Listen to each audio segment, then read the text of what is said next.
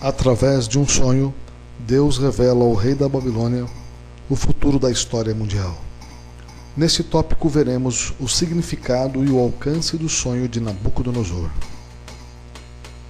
Do deserto do Sinai, onde Deus entregou a lei ao povo de Israel, vamos aos ricos e exuberantes palácios babilônicos, numa noite em que o rei Nabucodonosor se preocupou com o futuro do seu grande império.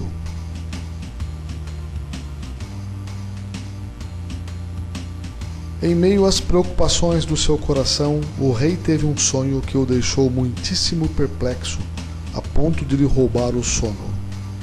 Nabucodonosor convocou todos os astrólogos, sábios e adivinhos da corte para saber que sonho era aquele. Os sábios prontamente perguntaram ao rei qual era o sonho para que lhe dessem a sua interpretação. Porém, o rei não se lembrava do que havia sonhado. E furioso exigiu que os magos lhe revelassem o sonho, e então ele saberia que a sua interpretação seria fiel. Diante desse dilema, os sábios assim responderam: Não há ninguém sobre a terra que possa declarar a palavra ao rei, pois nenhum rei há, grande ou dominador, que requeira coisas semelhantes de algum mago ou astrólogo ou caldeu, porque o assunto que o rei requer é difícil, e ninguém há que o possa declarar diante do rei, senão os deuses, cuja morada não é com a carne. O rei muito se enfureceu com a resposta de seus sábios, e baixou um decreto de morte imediata para todos os sábios, entendidos, astrólogos e adivinhos da corte babilônica. O jovem Daniel e seus 3 companheiros faziam parte do grupo de sábios da corte e por isso estavam sendo procurados para serem executados. Daniel e seus companheiros vão para a oração clamar a misericórdia divina e o Senhor responde, revelando a Daniel o misterioso sonho do rei e a sua interpretação. Assim Daniel é conduzido à presença de Nabucodonosor e diz: Estando tu, ó rei, na tua cama, subiram os teus pensamentos acerca do que há de ser depois disto. Aquele, pois, que revela os mistérios, te fez saber o que há de ser. O profeta assim descreve o sonho do rei em Daniel capítulo 2, versos 31 a 35. Tu, ó rei, estavas vendo, e eis aqui uma grande estátua, esta estátua que era imensa, cujo esplendor era excelente, e estava em pé diante de ti, e a sua aparência era terrível. A cabeça daquela estátua era de ouro fino, o seu peito e os seus braços de prata, o seu ventre e as suas coxas de cobre, as pernas de ferro, os seus pés em parte de ferro e em parte de barro. Estavas vendo isto, quando uma pedra foi cortada sem auxílio de mão, a qual feriu a estátua nos pés de barro e de ferro, e os esmiuçou. Então foi juntamente esmiuçado o ferro, o barro, o bronze, a prata e o ouro, os quais se fizeram como pragana das eiras do estio, e o vento os levou, e não se achou lugar algum para eles, mas a pedra que feriu a estátua se tornou grande monte e encheu toda a terra. Este é o sonho, e agora veremos a sua interpretação.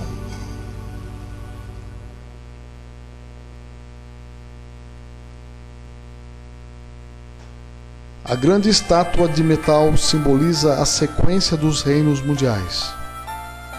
A cabeça de ouro simboliza o grande império babilônico que foi o maior e mais forte poder que se ergueu sobre a terra.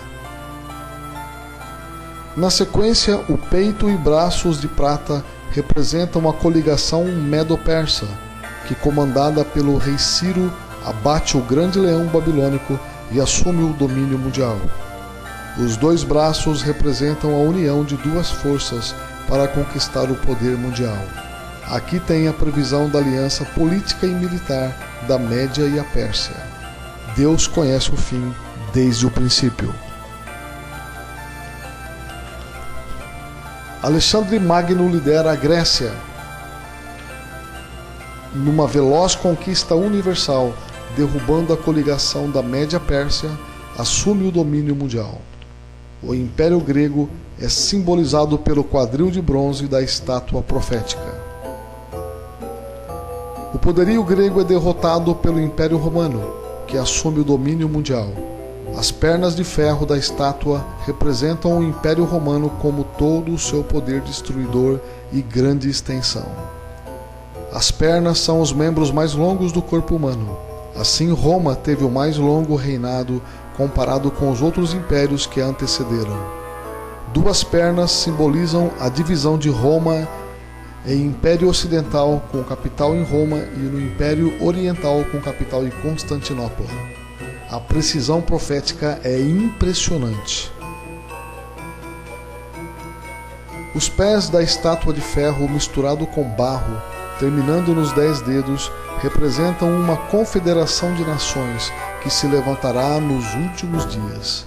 Esta Liga de Nações será uma extensão do antigo Império Romano, vindo da mesma área geográfica, porém com menor poder, demonstrado pela mistura do ferro com o barro. O período da história dos impérios mundiais, representados pela estátua profética, que vai da cabeça de ouro até as pernas de ferro, já foi cumprido.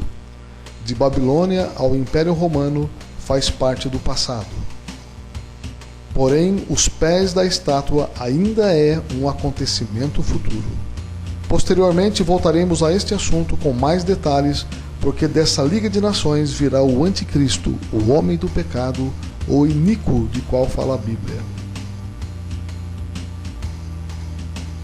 O profeta conclui a revelação do sonho do rei, dizendo: Estavas vendo isto, quando uma pedra foi cortada, sem auxílio de mão, a qual feriu a estátua nos pés de ferro e de barro e os esmiuçou. Então foi juntamente esmiuçado o ferro, o barro, o bronze, a prata e o ouro, os quais se fizeram como pragana das eiras do estio, e o vento os levou, e não se achou lugar algum para eles. Mas a pedra que feriu a estátua se tornou grande monte e encheu toda a terra. Daniel 2, 34 e 35. A pedra que destrói a estátua e enche toda a terra é o reino de Deus, que virá no final dos reinos humanos.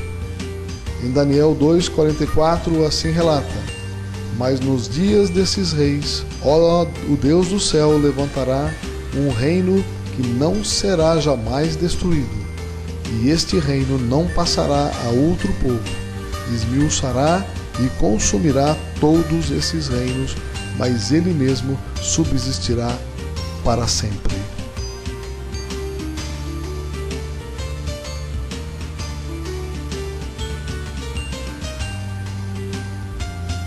Deus revelou a Nabucodonosor a sequência dos impérios mundiais, desde o reino babilônico até a gloriosa chegada do reino eterno de Deus. O grande conforto que temos ao estudar o capítulo 2 de Daniel é que Deus está no controle da história dos homens. Nada escapa ao seu conhecimento e nada resiste ao seu magnífico poder. Jesus disse: E até mesmo os cabelos da vossa cabeça estão contados. Mateus 10, verso 30. Finalizo este tópico com as palavras do Mestre: Não temais, ó pequeno rebanho, porque a vosso Pai agradou dar-vos o reino. Lucas 12, 32.